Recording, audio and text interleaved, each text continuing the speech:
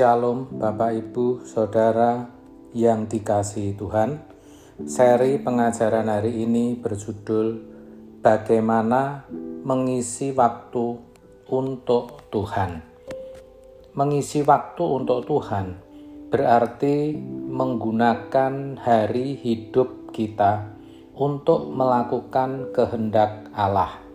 Ini tidak mudah dan tidak semua orang Kristen telah melakukannya. Sebab untuk itu seseorang harus memahami pentingnya prioritas dalam hidup ini serta tindakan nyata dalam ketaatan kepada Allah. Maka kalau kita mau mengisi waktu kita untuk Tuhan, yang pertama kita harus mengutamakan hubungan kita dengan Tuhan. Matius 6 ayat 33 mengatakan, "Tetapi carilah dahulu kerajaan Allah dan kebenarannya, maka semuanya itu akan ditambahkan kepadamu." Carilah dahulu kerajaan Allah dan kebenarannya, artinya utamakan Tuhan. Sekalipun harus jujur diakui, dalam hidup ini tidak bisa tidak pasti ada pergumulan, ada masalah. Apakah itu terkait keuangan, rumah tangga, sakit penyakit, atau yang lainnya. Tetapi kalau kita mau mengisi waktu kita untuk Tuhan, kita tidak boleh dan tidak bisa memandang pergumulan itu sebagai yang utama. Kita harus bisa menjadikan Tuhan yang utama. Dengan demikian, kita tidak akan hanyut oleh masalah itu. Kita tidak akan dibuat stres. Tenaga, waktu, dan pikiran kita tidak akan tersita oleh masalah yang sedang kita hadapi. Sebab bagi kita itu bukan yang utama. Yang utama adalah Tuhan. Kita bisa tahu bahwa kita menghadapinya bersama Tuhan. Dan apapun hasilnya, pasti itu yang terbaik.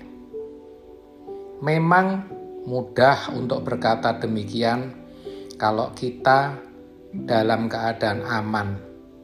Tetapi ketika sedang ada dalam masalah, apalagi kalau masalah itu sangat berat, tidak mudah, saudara. Namun, kalau kita mau berlatih dan berjuang, bisa, pasti bisa. Buktinya Daniel, yang sekalipun berada di lingkungan yang tidak mendukung, dalam ancaman masuk gua singa, ia tetap menggunakan waktunya untuk Tuhan. Ia tetap berdoa seperti biasanya dan mencari Tuhan secara konsisten. Yang kedua, bagaimana kita mesti menggunakan waktu kita? Yaitu untuk melayani sesama. Dikatakan, sebab kamu dipanggil untuk merdeka, saudara-saudara, tetapi janganlah kamu menggunakan kebebasan itu sebagai kesempatan untuk hidup menurut daging.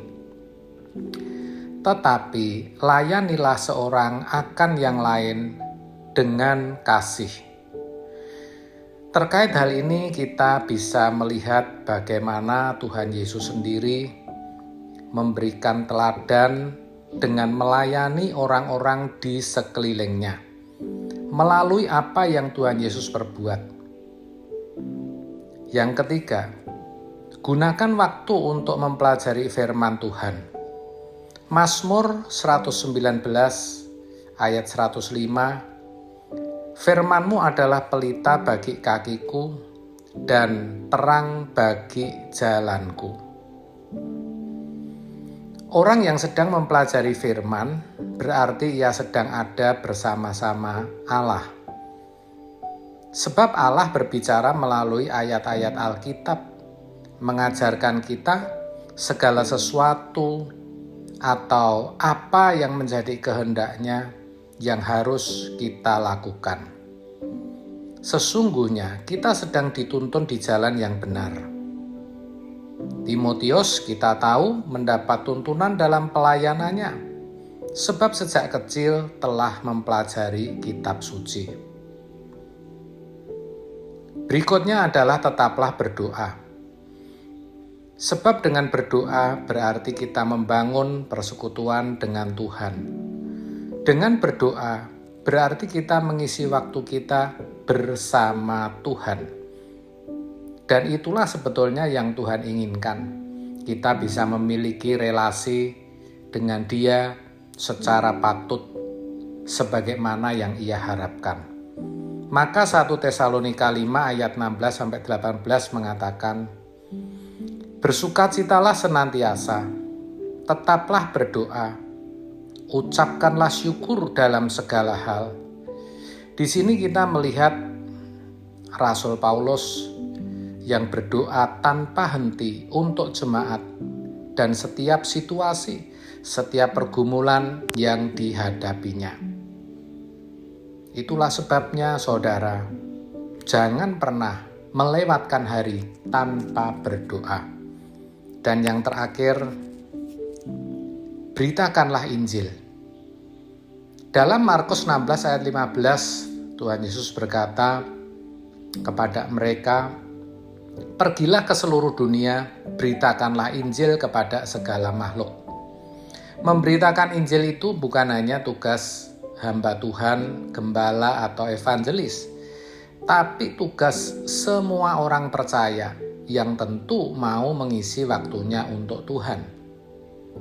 Tidak harus pandai bicara atau memiliki pengetahuan teologi. Yang penting bagaimana kita memperagakan hidup kita sedemikian sehingga orang bisa melihat Kristus dalam diri kita. Akhirnya firman Tuhan dalam Efesus 5 ayat 15-17 mengingatkan kita dengan kalimat demikian. Karena itu perhatikanlah dengan seksama bagaimana kamu hidup. Janganlah seperti orang bebal, tetapi seperti orang arif. Dan pergunakanlah waktu yang ada, karena hari-hari ini adalah jahat. Sebab itu janganlah kamu bodoh, tetapi usahakanlah supaya kamu mengerti kehendak Tuhan. Begitulah saudara, kita harus mengisi hari hidup kita dengan bijak, yaitu ketika kita berusaha mengerti kehendak Tuhan dan melakukannya. Kalau itu kita usahakan, percayalah kelak kita tidak akan kecewa, sebab Allah pasti mengakui dan akan menerima kita sebagai anak-anaknya. Amin. Tuhan Yesus memberkati.